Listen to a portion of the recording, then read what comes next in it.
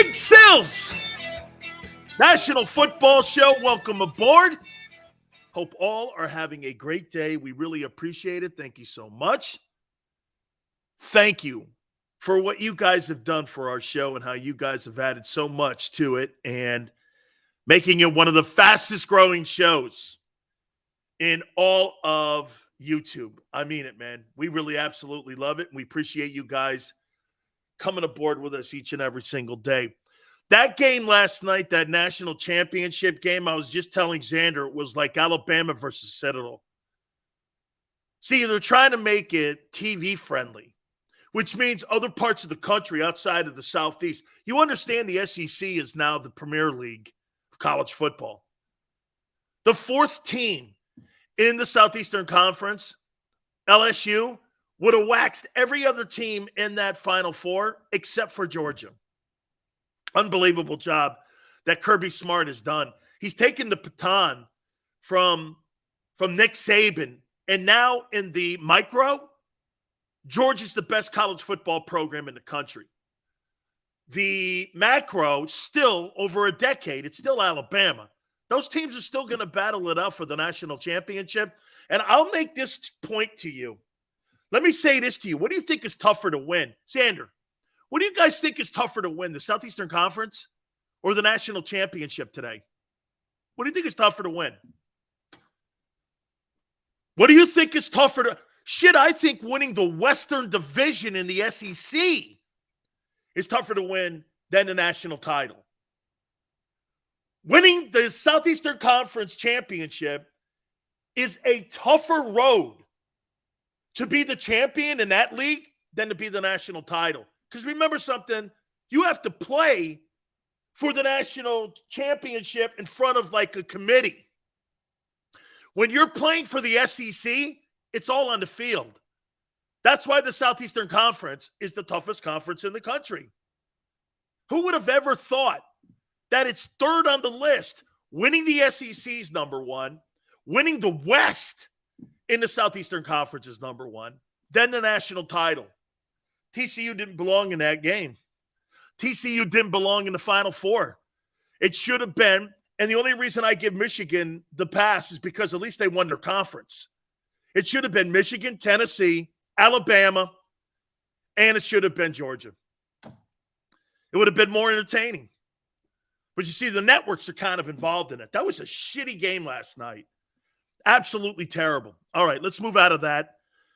Again, it's going to be a broken record for the next 5 years. Alabama, Georgia, Ohio State, Clemson. Same cast of characters. All right. NFL playoffs. This has to be one of the best. This has to be one of the best times. How many times have we seen the Super Bowl? Not really a great game. They've been pretty good as of late. But in years past, sometimes the Super Bowl's not the better game, right? The wild card games, the divisional games, and the conference championship. When you get down to the Final Four, those are traditionally really great. I like the divisional games because I think you get the absolute best football teams that are playing this year and the best talented teams in that stretch and in that bracket when you get to the divisional round. Then when you get to the conference title games, those are also exceptional. This is a great time of the year because you know why? You're not going to see shitty football. You're not going to be talking about, well, Sills, they're playing against lesser quarterbacks. You're not going to be doing any of that. You're playing against the best people that are in the league this year, and that's all you can ask for. And the Eagles, again, as critical as we were yesterday, the Eagles got the most important thing. You know what that is? The bye and rest. The bye and rest, especially for Jalen Hurts. Hopefully for Lane Johnson. Those two guys, in my opinion, are the linchpins for this Eagle team to win the Super Bowl. If you don't have either of those guys, you're not winning it. You can't win the Super Bowl without either of those guys. You have to have both of them. In my opinion, even a 75% Lane, you have to have Lane Johnson. Do we agree with that? If Lane or Jalen are not healthy in the playoffs, your chances are very limited even with home field advantage of winning the Super Bowl. Okay? You have to have both those guys. We're going to talk about that. And I want to show you something because I'm hearing a lot of people talking to me. We got a ton of stuff today. A ton of stuff. How many people think that your defense is playing good football going into the postseason? Just, again, it's a question. How many people think you're playing good football right now going into the playoffs when it comes to your defense? How many people? Jameson says me. I think we're playing good. Unfortunately, a 70% lane is better than absolutely. Most sacks in team history. Hey, Big Sills, who's going to be the sacrificial lamb coming to Philly in 2 weeks? We're going to hit on that as well. Bruce says, I don't. They are not forcing the turnovers like they did earlier. Steven, I get it, right? Playing weak defenses. Jay Malios's. This is since week 11. Okay? This is since week 11. And Matt Ryan.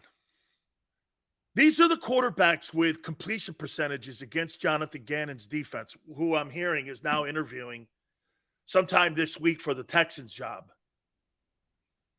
Matt Ryan, 71.9% completion percentage. Aaron Rodgers, 68.8% completion percentage. This is since week 11. Daniel Jones, 66.7% completion percentage. Dak, 77.1% completion percentage. Andy Dalton, 81.8% completion percentage. And some dude named Webb, who hadn't thrown a football in 7 years in the NFL, completed 60% of his passes. You guys think they're playing good defense? Again, Matt Ryan, 72% completion percentage. I'll round it up. Aaron Rodgers, 69%. Daniel Jones, 67%.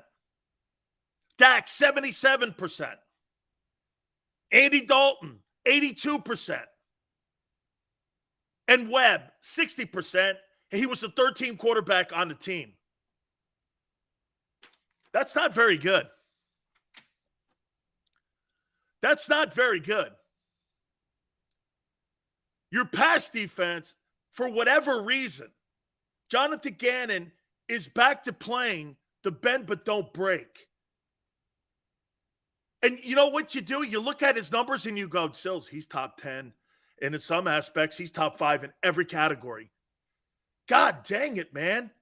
How can you have a good defense when the quarterbacks that come into playing your team in the Lincoln Financial have career days against it? It just doesn't make sense. When I see, this is a trend. This is a trend on how quarterbacks play against Gannon. Which means this, if you don't get to the quarterback, you're going to be in for a long day versus a quarterback who knows how to throw the ball around the yard. Thank God there's not a lot of great quarterbacks in the NFC playoffs this year. I just don't get it. You got the two best duo cornerbacks in the league, and yet you refuse to play press. I was listening to Sal Palantonio on today with the Sports Take guys. He goes, Gannon's got to bring more pressure. Who in their right mind thinks Gannon's going to bring pressure? I listen to Sal, and I'm like, Sal, just another national guy. He knows better than that. That guy's not going to bring that. I'll tell you this. I was pretty shocked to hear Sal go like this. I'm not very convinced on the coaching staff with the Eagles.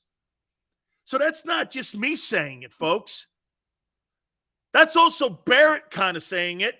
And also, now you've got Palantonio saying it. Mike Missinelli's going to come on with us, by the way, in hour number 2 at 4:30. Okay, and we're going to talk to Mike about this. I mean, just doesn't make sense. Some of the things they do schematically, defensively, just Dude, I get the numbers. But when they don't, hey, the only thing they're doing well right now on defense, in my opinion, is getting the quarterback on the ground. Almost broke the all-time record, which is a tremendous achievement. I mean, think about that. You have the all-time sacks in Philadelphia Eagle history for a defense. That's Reggie's group. That's pretty impressive. Okay? That's pretty impressive. Players really had a great year. Really a great year. Okay.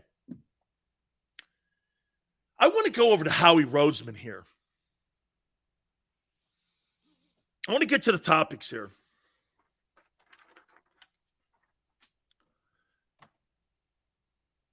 Howie's had a great year, right? As general manager. How many people think that Howie Roseman is the executive of the year? How many people think that Howie's the executive of the year this year? How many do you think he's going to win? By the way, I probably think he's going to. Jameson goes by far. Howie's the executive of the year. Okay? I'll put $1 on that. All right. Thumbs up? Okay. Let's take a look at something here. Let's take a look at Howie Roseman's 2022 NFL draft and the impact that they've had on the team. And let's take a look at his draft. Jordan Davis, 13th pick in the draft, first rounder. What do you think his grade was this year as an impact player on the Eagles? I say D. I say he's a D. Couple games he was good. Beginning of the season, he kind of played well. I haven't seen him since. A D? B? Are you kidding? I didn't even know he took snaps last week. That guy is not playing. The 13th pick is a non-factor on your team. He's a non-factor. Jordan Davis is a non-factor. C-, I could go up there, Dank. I could go up to C-. I could go to C-. Jordan Davis is very limited impact on your football team this year. Very limited. Very limited. For the 13th pick, weren't you expecting more? I mean, right? Instead of just being a wedge in the middle? Do you think he had a successful season? I don't. I think he had a bomb of a rookie year. I think he had a bomb of a rookie year, Jordan Davis. Let's move on. Cam Jurgens, incomplete. We kind of saw him in the preseason. He looked decent. I don't know. He had no impact whatsoever on the Philadelphia Eagles this year. 0. He was the 51st pick. Nakobe Dean has an F. He didn't get on the field. F. I mean, no disrespect to Nakobe. I know he's got some good players, but let me say this to you, man. You can't beat Kaiser Whiteout, and you're the so-called steal of the draft?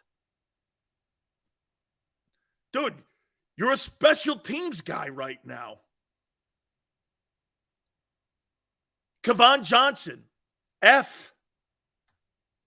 Do you know who has given more to the team as of late? This Grant Calater, the tight end kid? Calateria, whatever his name is, the tight end?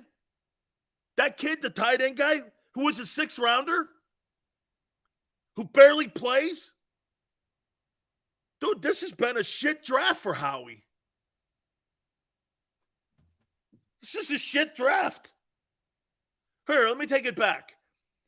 This is a shit first year for every one of these guys. The Jurgens kid, I can't say anything bad about him because you got a Hall of Famer in front of him. And, I mean, Kelsey played the entire season, so you don't know. We don't know. But you're trying to tell me you couldn't slide him over to guard? Oh, that's right. He's too small. So he can't play guard. Andre Dillard can't play any other side but one side. I mean, what do you think of this draft for Howie's draft in 2022? What was it? Not one of these guys made an impact on your football team, even your first rounder. I mean, nobody. There was no impact. 5 guys they drafted, not one of them. Jordan kind of. But for the 13th pick, you didn't get anything out of these guys. So I ask you again, you really think Howie Roseman is a good evaluator of talent? Not one of these guys. You're trying to tell me with all these picks, not one guy was an impact player. Sometimes, you find a gem in the latter round. Right? You find a gem in the latter round. And I'm sitting here going, how come that? Dude, Jordan Davis, man, D- at best. Dan, and what the F should we do then? Hold on for a minute. I'm just asking a question here. These guys, here, man, I'm just saying first year. These guys may pan out. They may come around. Dean, you don't really know. He hasn't played anything. He's not the steal of the draft. Stop with that. That's not the steal of the draft. The steal of the draft has to play. Okay? They have to play. Jordan Davis, man, did not have a very good rookie year. Here's my grades. D-. Jurgens incomplete. Nakobe Dean. D-. The other guys, D's. Now, someone turn around and go like this. Well, Dan, the Eagles are a good team. Fair enough. But 0 playing time. 0. Okay? It's not like your linebackers are spectacular. TJ Edwards has been abused by tight ends and running backs out of the backfield. He can't cover them. He leaves a gigantic hole in the middle of the defense. Never judge a draft on the first year. So you got the 13th pick in the draft. 13th. You're just outside the top 10. Here, let's do this.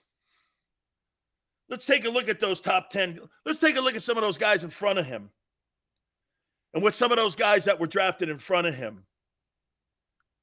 2022 NFL Draft. Here we go right here. Here's the 2022 NFL Draft.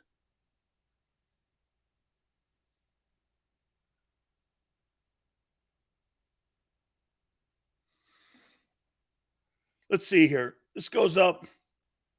Trayvon Walker is killing it in Jacksonville. Aiden Hutchinson's the rookie of the year. Runner-up to Sauce Gardner. Stingley having a great year. Sauce Gardner, the defensive player of the year. Thibodeau, impact player with the Giants. The tackle in Carolina, not bad. Neal has not been good. He's struggling in New York. Drake London, great job in Atlanta. Charles Cross, not bad. I watched him play a couple times in Seattle. They're in the playoffs. Garrett Wilson has been very good in New York with the Jets. Chris Olave, 1,000-yard receiver. Jameson Williams, you knew when you drafted him, he was going to be later in the year. You knew what that was going to be. Jahan Dotson has had a nice season in Washington. Treylon Burks picked it up in Tennessee. These guys are all playing. Kenny Pickett. And there's Jordan Davis right there at 13. Nowhere. Jordan Davis in the top 15 picks has probably had the least impact of any of the picks that were in this past April's draft. Of all the guys taken in the first 15 picks, he's the least. Jameson goes, Pickett sucks. Well, they did end up going to a winning season this year with him as their quarterback. And quarterback versus DT, a little tougher to play. Okay? Man. It's not a very good. Hey, jury's out next year on these guys. Jury's out. Shit, when we saw Devonta last year, when Devonta Smith burst onto the scene with the Eagles, everyone was doing this. Holy shit, this guy's a great route runner. This kid can play. He's good. It was immediate you saw that. You knew you had a player, right? Now, albeit you were light at the position. You didn't have a star wideout last year because, oh, that's right, I forgot. Because Howie had drafted Jalen Reagor. And he couldn't get that right. So if you're going to talk draft, you have to include getting. AJ is not a draft pick. He is not a draft pick. He's a veteran receiver that played 3 years in Tennessee. I'm talking about talent evaluation by your so-called guru GM. Dude, that guy is spotty at best. And here we go again with a draft that, watch this. Give me this. We come out of the first year of the Eagle draft with these players right here, these 6 or 5 players. And we all do this. Well, we're going to have to wait till next year. And let me tell you why this is important.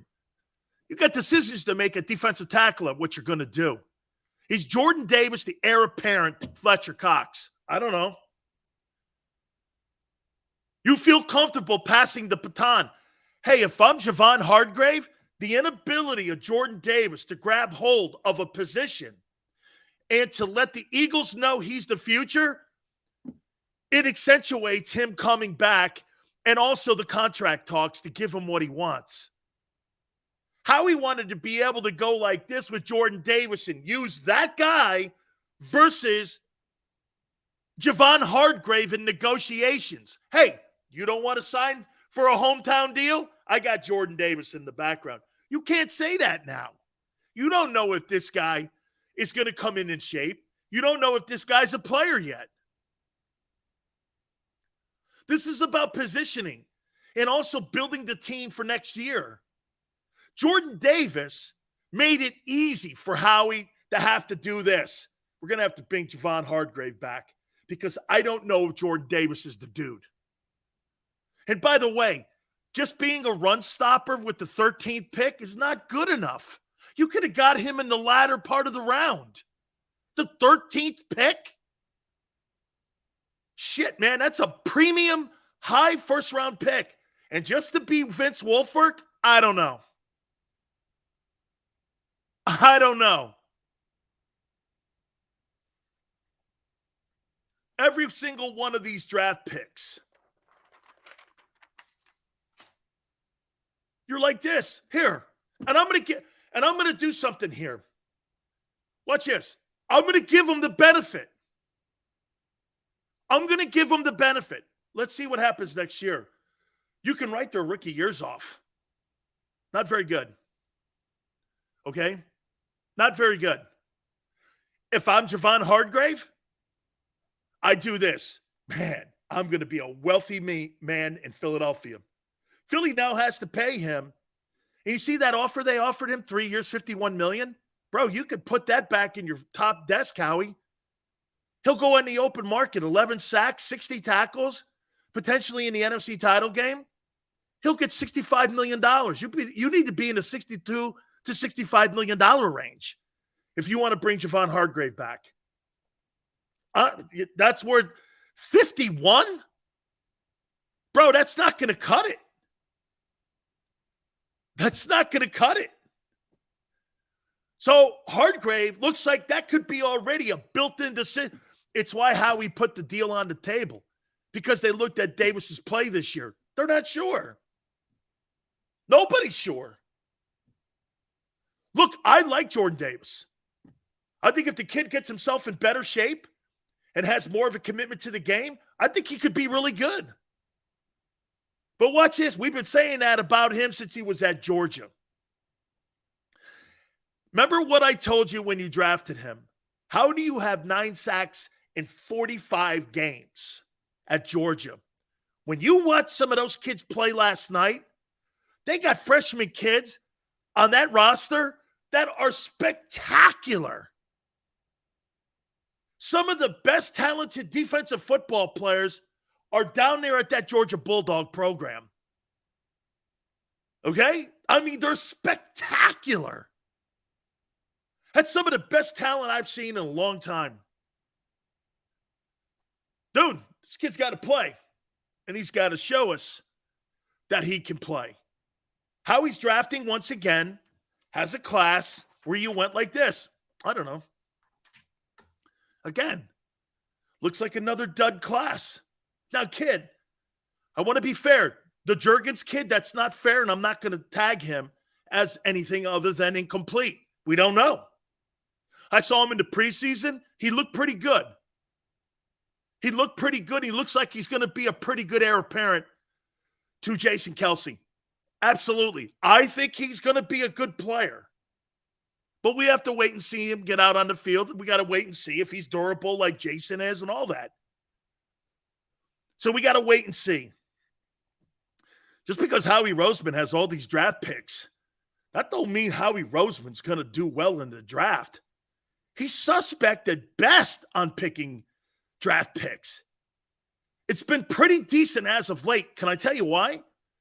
Well, over the last 4 years, you've had Joe Douglas in the front office. You've had Andrew Berry in the front office. You had the guy Wall, who's up at Pittsburgh now, in the front office. There's been pretty talented guys in there, helping Howie with pro and college personnel. That's a big deal. And that comes with success that you're having with your own team. So kudos to him on that.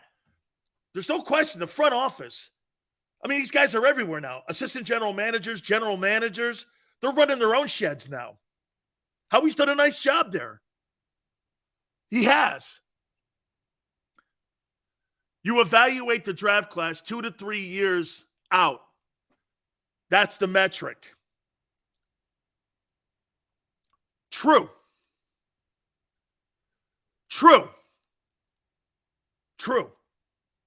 But today, if your first round pick is a quarterback and you have a veteran quarterback, that's the only time the guy doesn't play.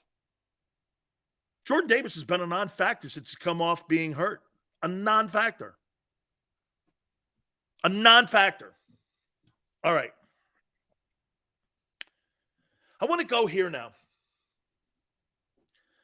Let's go over here. By the way, all my votes have to be in by Thursday, and we're going to go over them. Top 10 teams. NFL Coach of the Year. MVP.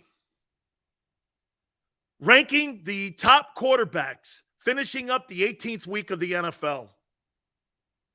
Defensive Player of the Year, top 5. I only get top 5. The playoff schedule, and also the top 10 draft order with projected picks. Actually, we're going to start throwing that out every week where we see where a guy potentially could land either with Philly and the Bears. And I got to tell you, having talked to some people in Chicago, that first pick is a very interesting pick for Chicago now, because now you have to decide this. Is Justin Fields your future? Is Justin Fields your future? Or do you package him up, trade him, and draft Bryce Young? Bryce Young, I feel I could go further with because he's a better passer. Dual threat does me no good. Guy missed the final game and he's been banged up towards the end of the season. Will he figure out the passing game? I don't know. Who would you rather have as your future? Justin Fields or Bryce Young? Ask yourself that. Randy, Bryce Young's not too small. You can't hit these quarterbacks anymore. It's not like the old days. Plus, he's not a sprint out guy. He's not going to be a guy that's going to run down the field looking to create rushing yardage like Jalen Hurts. That's not who he is. He's a guy that throws from the pocket. Bryce Young is elite, TK. He's an elite passer. If you're Chicago, what do? Do you draft Bryce Young and trade Justin Fields? See who wants him? See what his market value is. You think you could get a first rounder for Justin Fields right now? I wouldn't give you one. He can't pass the ball. He's a great runner, Sills. I don't care about that. That's what makes Jalen special right now, because Jalen can throw it. He can't. And by the way, Jalen last year versus Justin Fields this year. Jalen improved, but he wasn't awful last year. He wasn't great, but he wasn't awful. Justin Fields is awful throwing the ball. Okay? Sil says, I'd take Fields all day over Hurts. Not me in a billion years. Justin Fields, look, if you're looking to build a 4x100 team, you take Justin Fields. If you're looking to build a football team, I'm not building it with that dude. Jameson asks us a very important question. Why do you think Ohio State quarterbacks struggle in the NFL so much? There's never been a star. In the history of the 160 years of quarterbacking in the National Football League, Ohio State's never had a star quarterback. Why is that? Well, because the windows are so wide open and the Big Ten is so overrated. They really don't have a lot of great DBs. They've got a lot of great skilled wide receivers, a lot of great skilled offensive linemen, and a lot of great skilled running backs. Okay? And when the windows are so wide open, you don't have to be great in that conference. Name me a quarterback out of that conference. Let's do it here. Who are the Big Ten quarterbacks? I get Brady. Who are the Big Ten quarterbacks that are playing in the NFL today? Joey B's not a Big Ten quarterback. He's a Southeastern Conference quarterback. He's not a – how do you give a guy and say he's from Ohio State when they fired his ass and he had to go to LSU? He's not a Big Ten guy. Played at LSU. He didn't play anywhere at Ohio State. Give me a player. Who are the quarterbacks? Let me look off the list. That's a good call here. Let's take a look at the top 10 quarterbacks. Let's look at the top 10 quarterbacks and see if any of them are from the Big Ten. Mahomes, no. Burrow, no. Allen, no. Hurts, no. Lawrence, no. Cousins, Michigan State, 1. Golf, Cal. Herbert, Oregon. Geno Smith, West Virginia. Brady, there's 2. Kirk Cousins and Tom Brady. Kirk Cousins and Tom Brady out of the top 10 guys. Russell Wilson, sure, okay. Russell Wilson, this is throughout the league. Russell Wilson, Tom Brady, Kirk Cousins.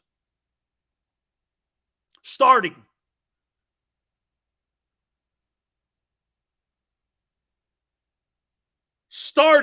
Out of 32 teams. Starting.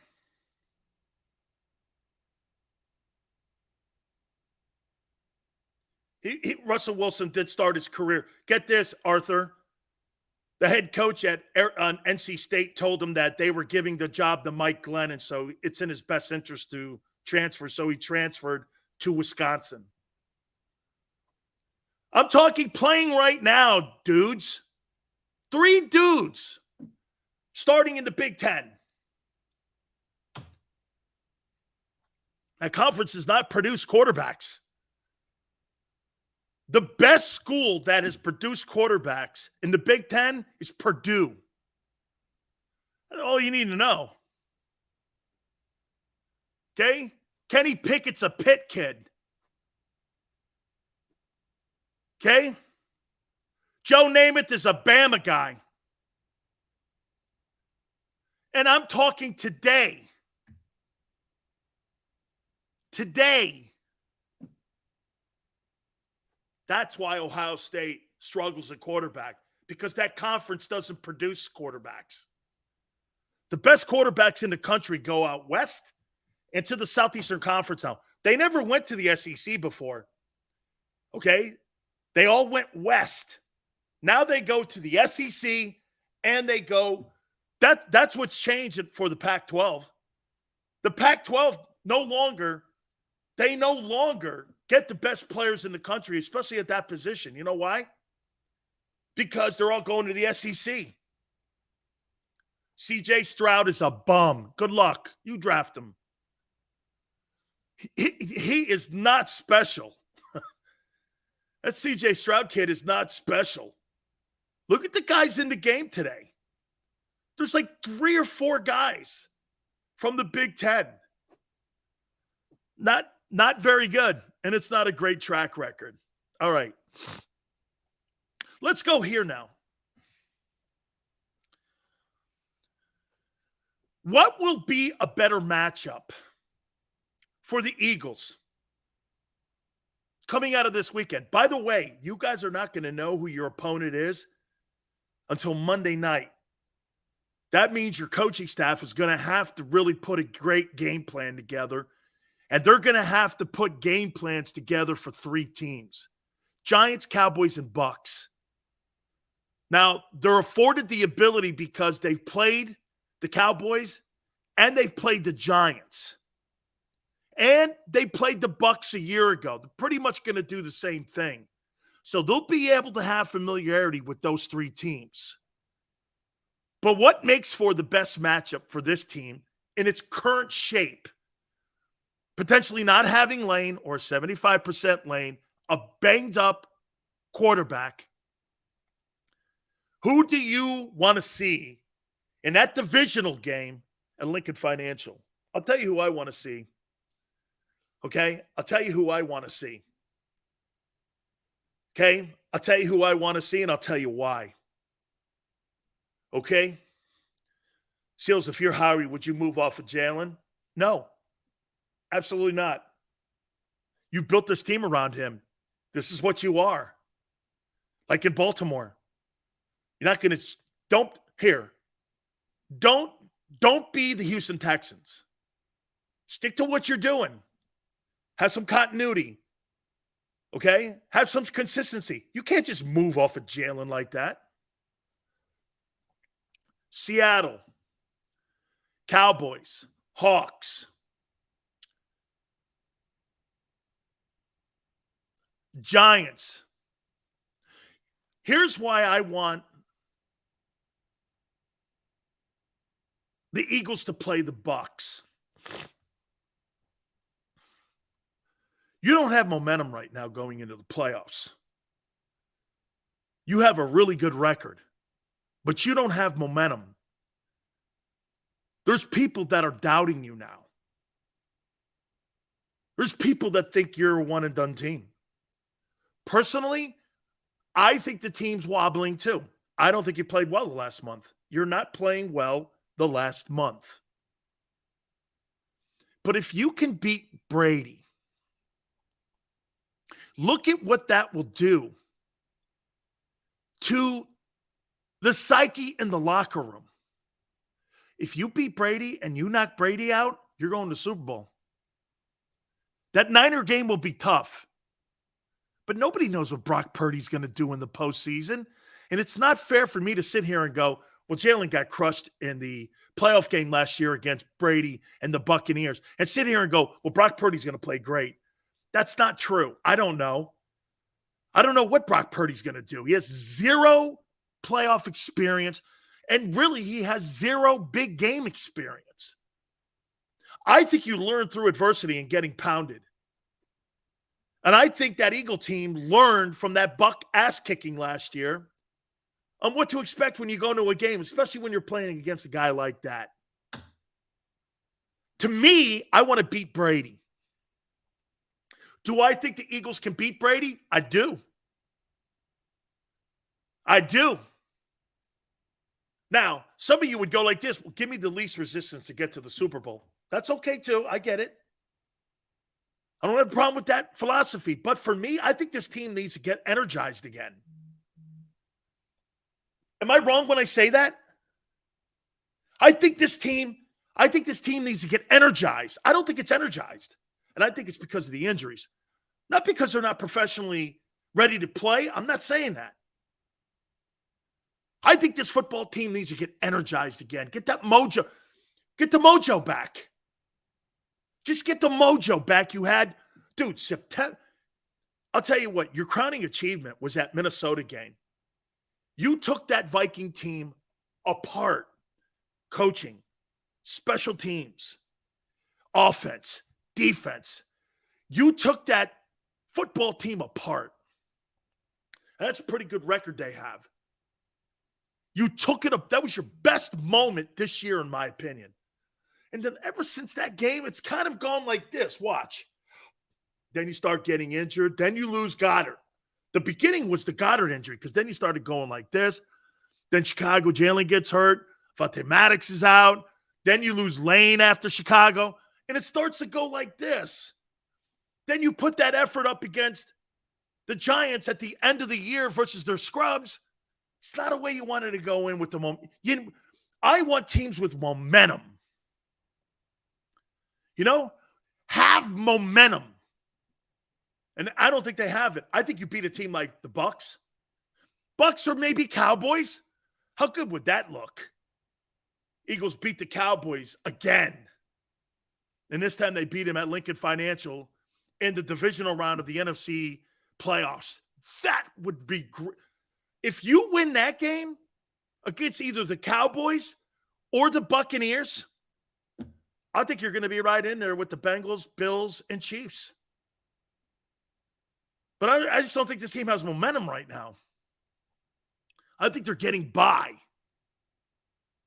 Okay? Mask goes, we smacked the Giants. Yeah. That means nothing. Because I turn around and go, you smacked Washington worse, and they beat you. The Giants are playing with momentum. How about this? I think their third-team guys, I think they played with as much energy as they possibly can, and they could have on Sunday. If I'm the Giants, I came out of that game feeling pretty good about myself. If I'm the Eagles, I didn't feel pretty good coming out of that game. Except I got home field. Okay? Except for home field. Real quick, before we get on to the other. So what are we saying here? Bucks, Cowboys? Would you want to see the Giants again? Hate seeing divisional opponents 3 times. You just never know.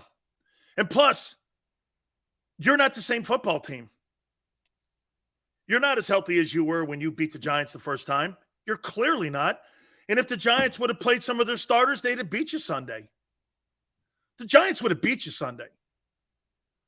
If they played their starters, they'd have beat you. You couldn't close out a scrub team, and you had to play all 60 minutes. You'd have lost to the Giants if they played Tyrod Taylor. I said that yesterday. It's going to be interesting to see how they play, having all this time off too. I can't wait. Do I think that this helps? Absolutely. The rest helps them. Help me out on something here. I started thinking about this. Why is it so important for the Philadelphia Eagles to have to show their hand as much as they do organizationally, player health-wise? They telegraph everything on what they're going to do. Jalen's injury of a couple weeks ago, Lane Johnson why did you tell him? You didn't have to go into detail. All you had to say is that he's not practicing. We're waiting to see if he can play. He'll be a decision each week. You don't have to go into doing this. So get this. They now telegraph that Jalen Hurts played injured. I am going to do everything in my power if I'm the defensive coordinator to hit Jalen Hurts every single time that I possibly can in a playoff game. And you know what? I'm going after him. Why would you telegraph that he played injured? You didn't have to offer that up. You didn't have to offer up, hey, as soon as the season's over, a couple of years ago, Howie Roseman goes, we have an open competition at quarterback now. That's why you got a contingent first-round pick for Wentz with Indianapolis instead of getting it without any strings attached to it. Why is it so important? I'll tell you one thing they do professionally. They lie to the local media in Philadelphia on a daily basis. They don't tell them the truth. You see, they're more worried about their national perception than they are their local perception. They don't care about you. They'll lie to the media in that town. And they do. They lied all year. They don't tell you the truth. Jalen Hurts opens up about being hurt, and Nick says it too to the national guys. Shit, the national guys broke a story. They were the ones saying that Jalen was more injured than thought. Jalen said it himself. And Sirianni also said, see, the Eagle NovaCare folks are more concerned about the national perception than the local perception because they look at you, go like this, you love us no matter what. And so they can lie to you and control you through a narrative. It has been really an eye-opener. But then again, this is not uncommon for NFL teams or sports teams to control the market and the media in the market. They weren't under the privy that Jalen was hurt. They were being told he was okay. They were being told that, hey, you know what, this is a game kind of decision. You know, it's just for precaution. That's not the way Jalen Hurts and Nick Sirianni put it out there. That this guy was really banged up, man. And he played in the game against the Giants really injured. So which is it, Nick? The stuff you tell the local guys or the national guys? You know, the lies coming out of the Eagle complex now. I can't keep track of it. What's the lie that's the truth? Just saying. I mean, right? Jalen's not hurt. Local folks. National folks, this guy's really hurt. You're like, whoa. Okay. Okay. Whoa. But you eat it and you take it because you know why? You love the team and you got great passion for your team. I just was really an experience to watch this year. No one call them out because they're afraid of that. Remember something. You know what the problem with radio is today? Fear. Fear. They're going to tell you everything, nor are they going to ask anything. Remember that. They're not going to tell you anything, and they're not going to say anything. Okay? I mean, Nick Sirianni, because of his emotion, he tells you exactly how he feels all the time. I mean, dude, don't tell everybody. Don't telegraph everything. You don't have to. Then when they try to not telegraph, it's a stupid freak show with Minshew and Jalen Hurts and that whole charade. They're not very good at lying. They're just not. That's Howie Roseman in the front office and how they handle themselves. That's not a coach's deal. Coaches don't act like that. They're worried about game plans. They're worried about player matchups. They're worried about travel, being on the road. They're worried about playing in a dome. They're not worried about how you look nationally to the perception of the national media guys. That's not a head coach's responsibility. That's general manager and PR. Dude, the Eagles should take on the attitude of the bad guy. You're never going to be perceived any other way, Philly. You should own that. Don't run from it. Own it. I'm the badass on the block. I've been the most successful team in the NFC East. You don't like it? Go root for that Cowboy team that hasn't done shit in 30 years. We're your dad. Take on that bad. Dude, Georgia takes it on. Bama takes it on. Patriots took it on. Take on that attitude. I think this is the difference between that 17 team and that 2022 team that we're looking at right now. Own it. You're never going to be. I'm going to tell you guys a quick story that Floyd Mayweather told me. I used to cover boxing with my show, and I used to go to Vegas, all the great fights. That's how we became friends with George Foreman. You guys saw Foreman on the program. I'm friends with Roy Jones Jr.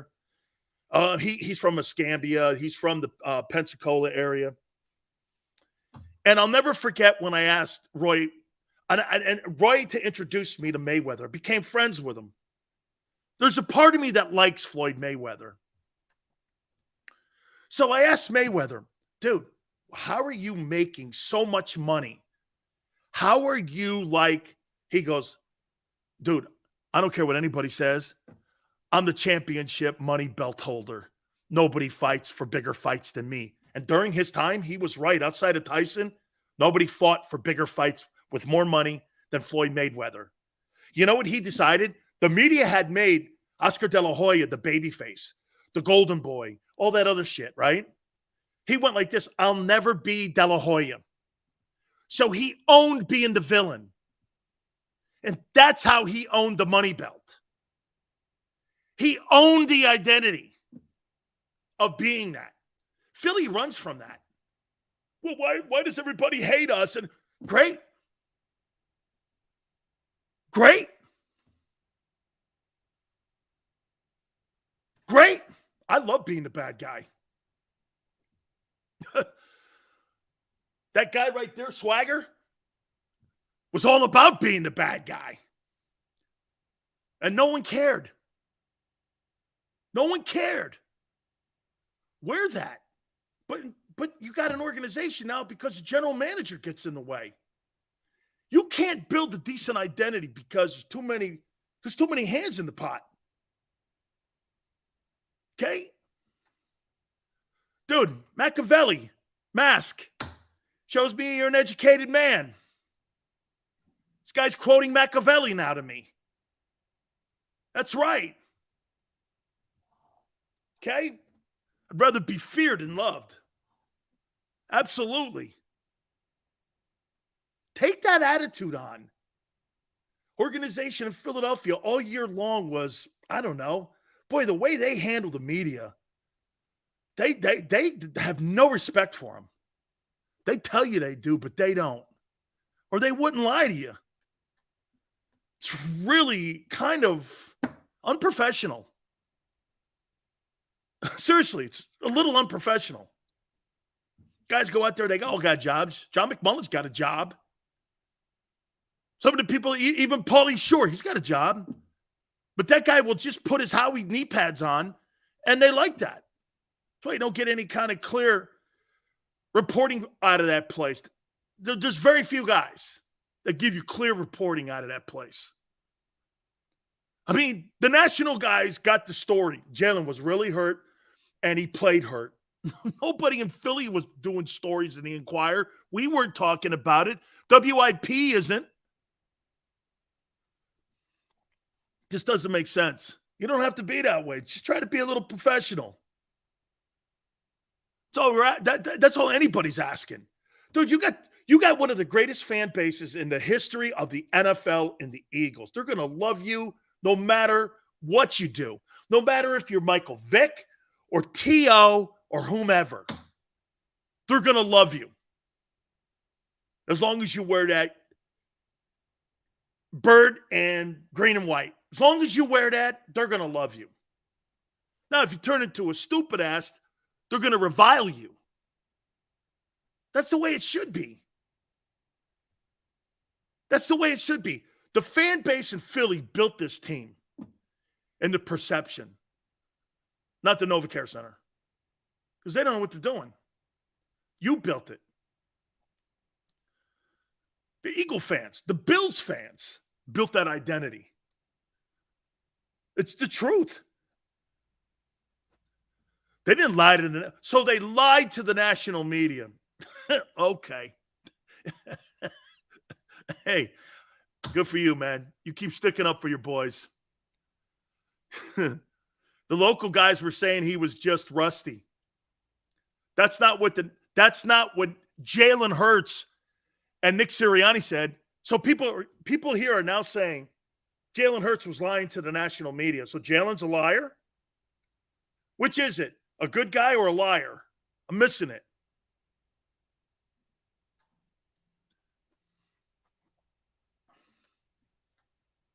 Which is it? Is he a liar?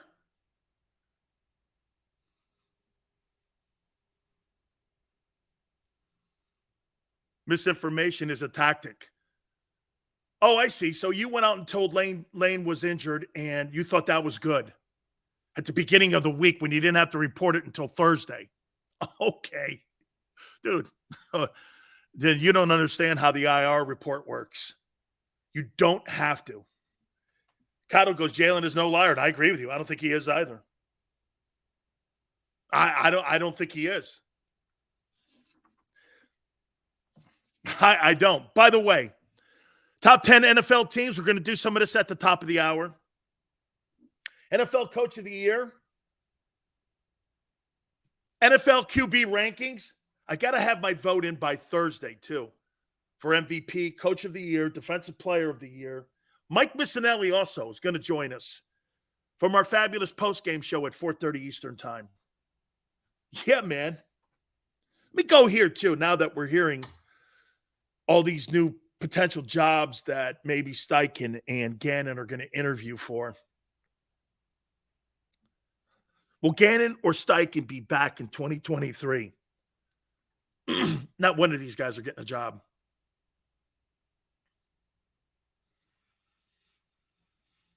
I'm not going to use the word ever, but not one of these guys are going to get a job.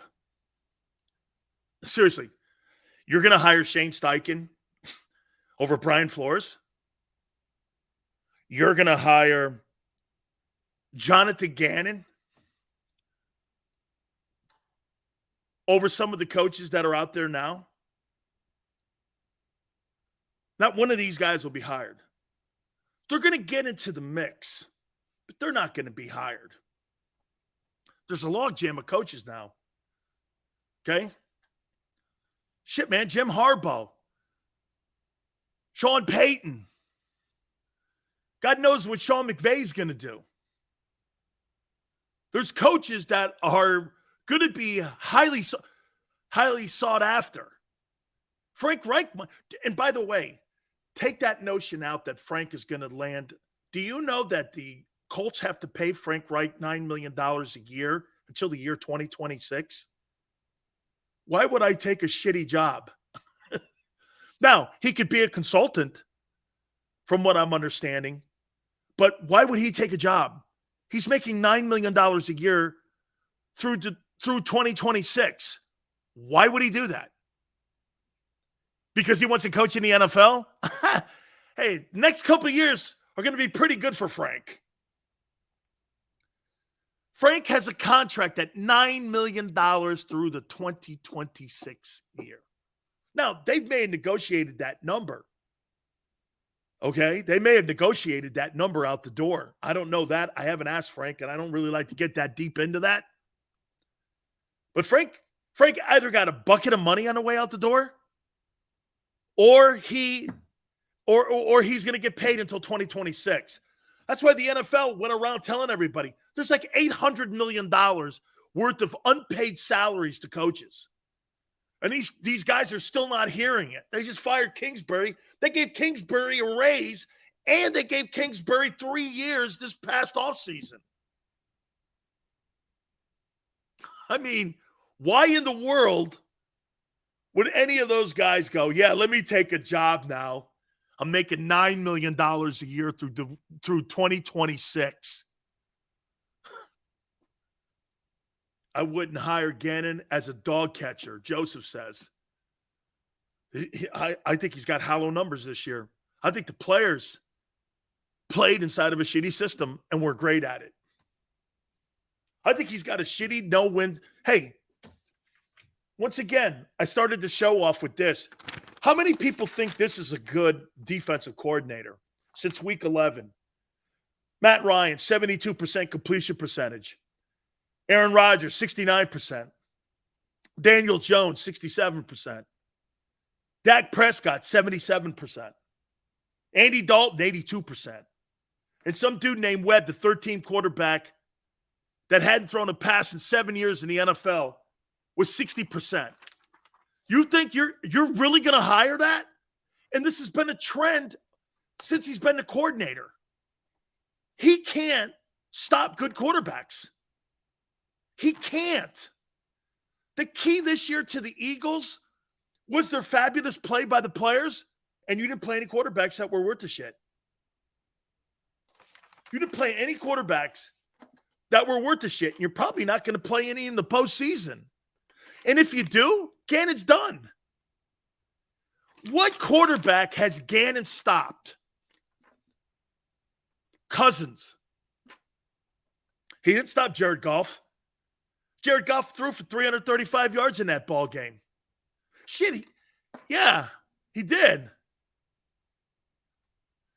What quarterback has Jonathan Gannon stopped?